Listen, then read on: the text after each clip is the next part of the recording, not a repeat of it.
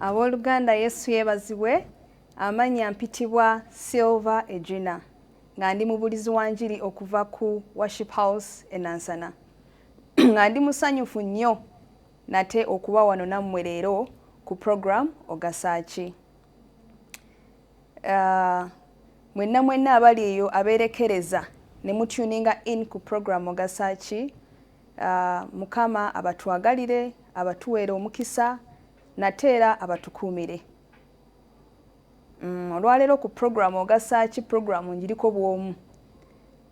Musumba ayina ebitamuganyiza kuba wano naffe leero. N'olwekyo program eno njiriko bwomu olwaleero ngenda baweereza mu linnya lya Kitaffe Yesu Kristo. Musumba waatali ki kye ngenda okugabanya nammwe olwaleero. Bwe tuba tujjukira ku the other Friday, Musumba yayogera ku mulamu ogugamba nti church yandyetabye mu byobufuzi oba mu bya gavumenti, gwe gwali omulamwa gw'eri wiiki. Musumba gwe yayogerako. Era bwe yali agumaliriza yagamba nti tujja kwongerezaako.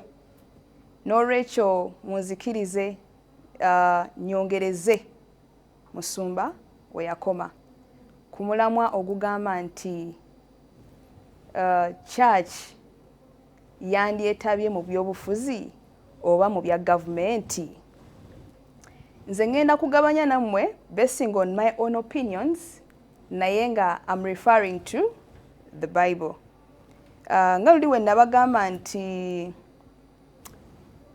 ekkanisa eyina omugaso gwayo nate ne gavumenti eyina omugaso gwayo.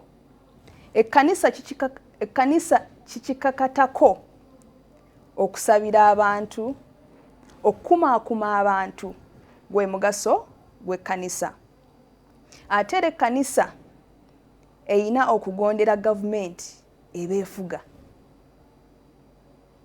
Era still ekkanisa abalokole kitukakatako okulonda, kubanga eggwanga lyaffe lyetaaga abalonzi, lyetaaga leaders, kubanga ensi eno tesobola kubaawo nga tewali leadership. Era nti ffe abalokole we tuba tuvootinga tulina okuvootinga Christians that promote Christian principles. Those are the responsibilities of the church. Nate gavumenti kikikakatako okutukulembera obulungi olwo nno mu ddembe omuli okwagala no collectinga taxes. Abamu tebaagala kukiwulira ekyo collectinga taxes, naye Bible wekyo weyogera. Era Bible etugamba bulungi. Tugenda kisomako mu Matthew 22:15-21. Ngetugamba nti give to Caesar what belongs to Caesar. Tugendeyo mu Matthew 22:15. Matthew 22:15.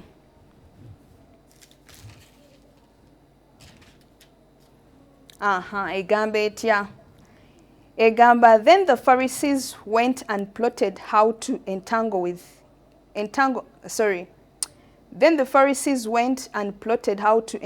him in his words. And they sent their disciples to him, along with their Herodians, saying, Teacher, we know that you are true and teach the way of God truthfully, and you do not care about anyone's opinion, for you are not swayed by appearances. Tell us, then, what you think. Is it lawful to pay taxes to Caesar or not? But Jesus, aware of their malice, said, Why put me to the test? Why put me to the test, you hypocrites? Show me the coin for the tax. And they brought him a denarius. And Jesus said to them, Whose likeness and inscription is this? They said, Caesar's.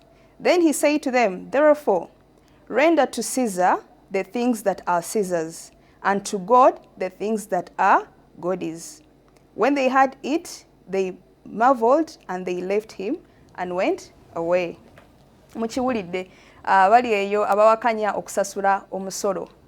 Ng'eggwanga tulina okusasula omusolo, olwo nno ne gavumenti ebe ng'ekozesa ssente ezo okutuyambako okutuweereza obulungi. Nzirayo ku nsonga y'ekkanisa. Omulaba asobola okukuteeka w'otalina kubeera, okukuteekako obuswavu.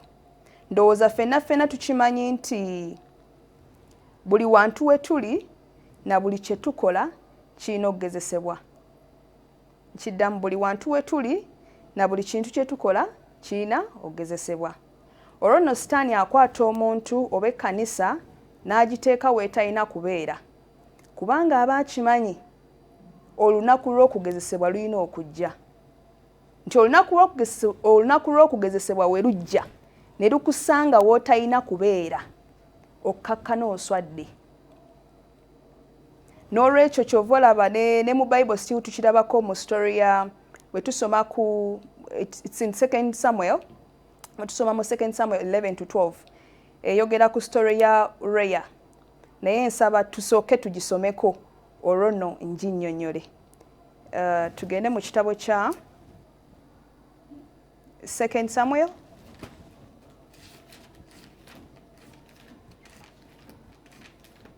Second Samuel 11:12.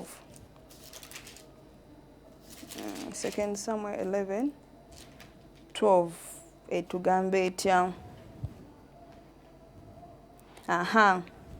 Then David said to Uriah, "Remain here today also, and tomorrow I will send you back." So Uriah remained in Jerusalem that day and the next day. And David invited him, and he ate in his presence and drank, so that he made him drunk.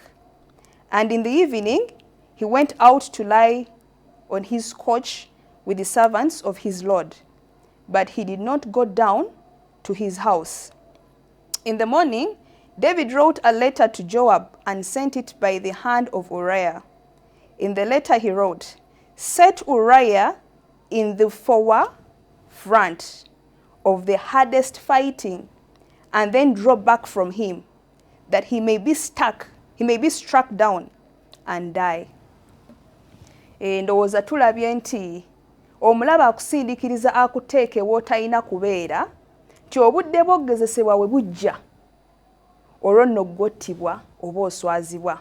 Ffenna tukimanyi mu Daniel 2:21, twakisomako luli mu the other show, nti Katonda yafuula bakabaka nate era yabajja mu bufuzi. Nti ono kabaka okugezesebwa kujja gy'ali, naye ate taswazibwa kubanga Katonda amuteekako obukuumi bwe, y'aba amwerondedde. Era na buli muntu kabaka gw'atuma aba under the shield of oyo kabaka. Kitegeeza nti kabaka oyo aba amanyi ky'osobola nate ne ky'otasobola. Kati ono King David yagenda okutuma Uriah bamuteeke ku front line, yakimanya King David cannot survive. Era ky'ova olaba nti kye yayagala kyakola kyamutuukako ne bamutta, kubanga awo si we yali alina okukola we yali alina okubeera. Nga nzirayo ku issue y'ekkanisa, nti we tulaba ekkanisa weetandika ne engaginga mu politics oba gavumenti, ekkakkana ate yeesuulidde side, ate ekitali kituufu, kubanga tewali muzannyo gwonna gw'ogendamu and you don't belong to a certain team, kubanga buli muzannyo guyina different teams or parties. Whether you like it or not, you have to belong to a team. So olwo nno kanisa ejja kakkana yeesuulidde side ate ekitali kituufu eri ekkanisa. Era kanisa eno ejja kakkana nga ereese breaking these parties, okutabaganya bano abantu, wabula ng'ate kanisa erina kukumaakuma abantu to bring them together. Kati kanisa eno ejja kakkana nga breaking these people because yeesalidde side. Wabula n'ate n'ekkanisa eyo side gyetutte sorry to support. Abo abantu banaagenda wabweru, they will preach a bad word towards the church. Kubanga bamanyi the job description of ekkanisa. Era be bantu bamu be bagenda okugenda bakwogereko ng'engeri ekkanisa bwetayina bwenkanya. Kubanga bakimanyi ekkanisa ki kyeyina okukola, nabo ki kye bayina okukola. Era mu ffenna ffenna w'otulaba, Katonda ayina kye yatuwa buli omu ky'asobola nga ye, ng'asobola okyekolera n'owatali balala. Era atulaba ayinza okugamba nti Edrina nze nnyina maybe 5 gifts. Yes, you may have the 5 gifts, but you cannot produce perfect results for all. Era ojja kkakkana nti either byonna bifudde oba waliwo ekimu ekisukkulumye ku balala. Kubanga ffenna ffenna waliwo ekyo ky'osinga okukola ki okumanya.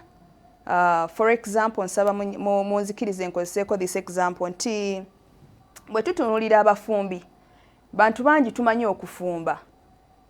Naye ojja kkakkana ng'osanze omuntu outsourcing abantu bajje bamufumbire.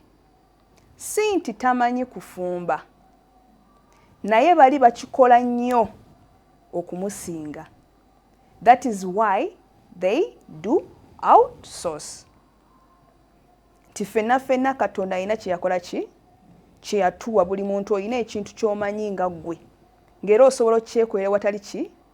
Ewatali bantu balala. N'olwekyo nze kw'eyo ensonga ngamba nti ffenna ffenna buli omu agezeeko okwambala engatto emutuuka. Eyo engatto ekulebera gyerekereze my dear. Because engatto ekulebera w'ogiremerako, it is going to bring you shame. It is going to bring you shame. Ate shame eyo ejja nga tomanyi na ngeri gye girwanisaamu kubanga tomanyi kyakola. Tomanyi kyakola ne bwe wandikitegedde ekyokukola tosobola kidefendinga because tomanyi kyakola ki kyakukola. Era still we tulaba mu Bible mu story ya still David mu 1 Samuel. Tugenda mu 1 Samuel 17:38 tulaba ku story ya David ne Goliath. Tusooke tugisomeko, then I think it will make sense when I'm elaborating. 1 Samuel 17:38. Samuel 17:38.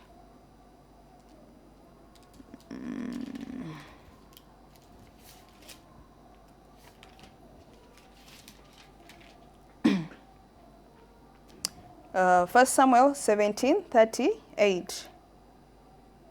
Egamba etya?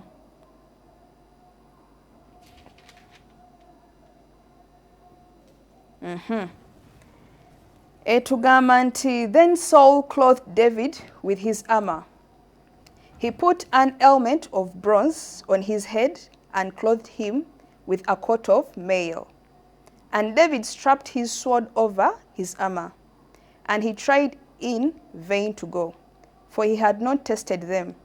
Then David said to Saul, I cannot go with these, for I have not tested them. So David put them off. Then he took his staff in his hand and chose 5 smooth stones from the brook and put them in his shepherd's pouch. His sling was in his hand, and he approached the Philistine.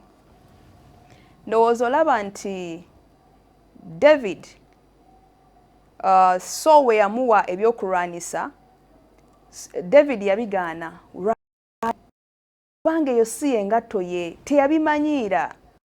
Era alaba n'amanya nti bannange wengena n'ebino ebintu Abafiristini bagenda kukola ki? Goliath agenda kunzita. Olwo nno David n'ayambala engatto ekola ki? Emutuuka. Lyeryo ge amayinja kubanga ge yali amanyi okulwanisa best. Wabula ate mu kulaba kw'abalala balaba nti Goliath agenda mu David. Naye lwakuba yayambadde engatto ze yeetegeerera. David amezze Goliath. Goliath eyali ow'amaanyi ku kyalo ng'alemesezza abantu okweyagala nga tebeebaka lwakuba Goliath. Ekyo ffenna tufeeyo nnyo okwambala engatto ezitukola ki? Ezitutuuka. Buli w'otayambala ngatto weereetera buswavu. Buli w'otayambala nkiddamu, buli w'otayambala ngatto ekutuuka weereetera buswavu. Ekkanisa yanjawulo nnyo ku gavumenti, naye ate ebibiri okwatagana.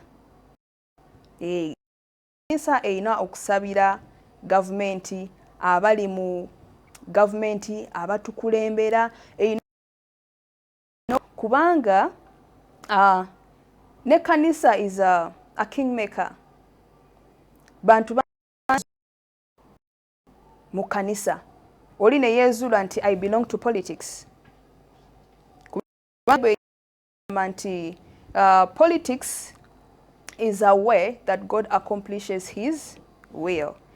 Kyekiri kye nkugambye nti ffenna Katonda alina ebintu eby'enjawulo bye yatuyitira. N'osanga oli nga dokita, n'osanga oli nga nansi, naye ate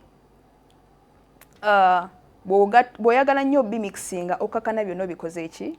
Obifiiriddwa. Kyova olaba osanga omuntu bw'aba ayagala spiritual growth, this person will look for a church. Naye ate bw'atuuka mu kkanisa ng'amanyi job description y'ekkanisa n'asangayo the opposite, temujja mukola ki? Kkanisa tejja mugasa, kubanga akimanyi nti spiritual growth esangibwa wa? Mu kkanisa. Era kyova olaba nti I can give an example of ffenna gye tumanyi ba doctor. Ne mu kusoma generally olaba nti mu kusoma bw'osoma n'otuuka mu senior 4 n'ogenda mu senior 5 and senior 6, they tell you to specialize. Why? Baba bakimanyi biri osobola okugezaako, naye baagala gwe wennyini weeteeke w'owulira amaanyi go wegakola ki? Wegali. Obeere nga bw'ofeyiringa tolina g'okola ki? Tolina gweweekwasa. Era ojja kusanga nga mulimu ba sciences, mulimu ba art students. Naye ate oli ojja musanga amanyi mathematics naye ng'ali ate mu art. Okitegeera? Kubanga yeezuula n'amanya nti mathematics mumanyi, but I am good at arts. Another example still. Bw'otunuulira ba doctors, nti doctor asoma buli kimu, naye batuuka ne ba specializinga nti ono wa maaso, ono wa mannyo, ono wa kino. Nti era bw'oba ogenda togenda kwata ate erinnyo likuluma ogende wuwa mu maaso. Nzirayo ku nsonga yaffe nti ekkanisa esigale mu kkanisa, ne gavumenti esigale mu ki? Mu bya gavumenti. Naye tekitugaana ffenna kola ki? Kukolera wamu. Kubanga era ne gavumenti eno, if you to see very many people nga bali mu kuŋŋaana bayita omusumba akole ki? Omusumba asabe. Kubanga bakimanyi nti omusumba teyeesuulira sayidi. Era nze nzikiriza nti omuntu kasita atandika nga akyuzize church, you belong to the church, n'otandika ate n'oyingira politics, me I tend to think that you will not deliver well what you're supposed to deliver to your people. Kubanga onajja kujja ate omusabire ate ng'alowooza olina ekimuwonya, but because you did not give it enough time, ogenda kumuwa half-baked work, akakkane nga takoze eki? Nga tawonye. N'ekirala nti people out there are broken. Abantu balina ebizibu nga beetaaga omuntu atagenda bajajinga, agenda to accept to take them in the way they are, awonye ebiwundu byabwe. Naye jjukira abantu abali ewabweru, they are from different sectors, totally different sectors.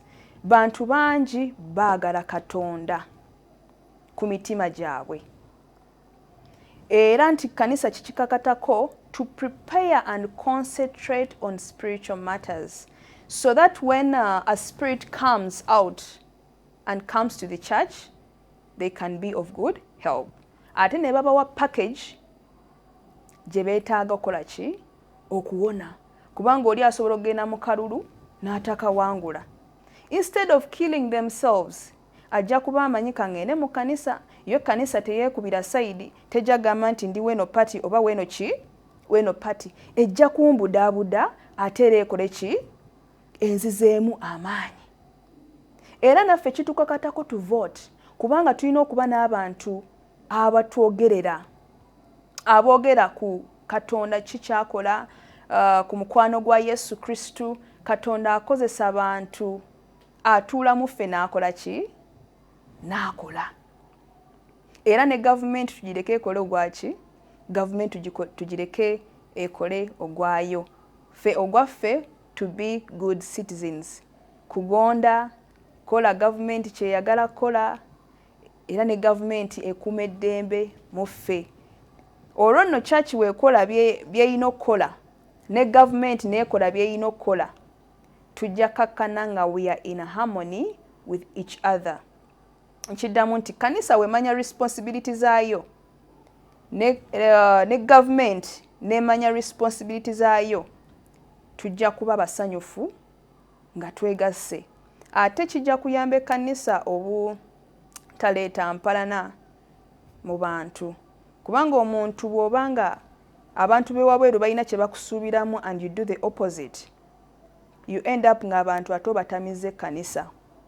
Nti osanga omuntu nga nekusanda asigala waka agamba sijja genda wa? Sijja genda mu kanisa. Anti mu kanisa abatalina tebabakola ki? They do not embrace them. So nokakkana nti Bayibuli etugamba tukuŋŋaane, naye ate ebikolwa by'ekkanisa ne biba nga ate bisindikiriza abantu obutakuŋŋaana wadde nti baagala nnyo. Because me what I know, I have seen people individually ng'abantu baagala nnyo Katonda, naye ate ne baba ng'ekkanisa ekoze eki? Ebesitazizza. N'olwekyo nze nzikiriza nti oluggi lw'ekkanisa lulina okuba open to everybody, oba politician oba not a politician, lubeere nga lusobola okunyiga ebiwundu by'abantu, ate ne baba budaabuda nti omuntu oyo era wagenda okuweereza ajja kukomawo ayambe ki? Ayambe ekkanisa. Ekkanisa oluusi zitya nga zigamba nti abantu bayinza okudduka mu kkanisa oba ne bagikyawa. Stand on the truth and the truth will fight for you. Bano abantu omuntu ne wajja n'akuvuma, ekituufu akimanyi. Kyekiri kye nagambye nti osobola okuba mu kkanisa ne weesuulira sayidi, ne sayidi eyo gy'ogenzeeko ate yegenda okugenda ekwogerere nga w'otali mwenkanya. N'olwekyo ekkanisa erina okuyimirira ku mazima, era weeyimirira ku mazima si nti abali wabweru tebamanyi mazima, bagamanyi. Ate those are some of the tests that come our way. Do you deserve to be in that position where you are? You have to be tested. So stand on the truth. Do not fear what people say about you. What does God say about you? Kubanga oli ne wakuwakanya atya, and some people know how to mock. Oli najja n'amookinga, naye ng'ekintu ky'amookinga akimanyi. It is the truth.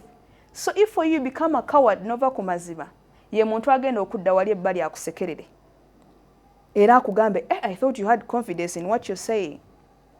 How come you gave up that quickly? Yeah, so ndaba obudde bwaffe bugenda buggwayo. Akatalekeka nsaba munzikirize n'ekano enkayiseewo nti ffenna tusabe, twegayire Mukama atuyambe, atuwe ekisa twezuule. Kubanga abantu abasinga tukola bye tukola si nti twagala obikola, tuli we tuli si nti yes, abamu baagala okubaawo, naye waliyo abo abandiyagadde okubeera we balina okubeera, naye tebamanyiwo gye balina kukola ki? Kubeera. Sitaani yakwata n'abafuulinga n'akyusa amagenda gaabwe, n'abalaga nti olina kuba kino, kumba alina kuba ki? Kirala. N'olwekyo twegayire nnyo Mukama atusaasire, atukulembere mu magenda gaffe, twezuule. Olwo nno we twezuula kijja tuyambako okugasa bannaffe. Kubanga kweno ensi tuliwo okugasa. Bw'oba mu kintu nga togasa olina okwerwanako nnyo olabe ogasizza otya. Tusabe nnyo Katonda ekyekisa kituwe tugase bannaffe ate tubagase mu mukwano nga tetwekubidde sayidi nga tetuleeseewo okuyiwa musaayi wabula mu kwagalana twebudeebude tweyagale tuweese Katonda ekitiibwa. Kanisa ababuulizi b'enjiri tuliwo wano okubuulira njiri, kubuulira bantu bulungi bwa Katonda, nate tulina okulonda kubanga ba leaders tubakola ki? Tubeetaaga. Nsaba munzikirize nkome wano olwaleero ng'amanya nsigadde ndi Sylver Edrina nga ndi mubuulizi wa njiri okuva ku Worship House e Nansana. Mukama abanjagalire, abankuumire, mwerabirire. See you next time.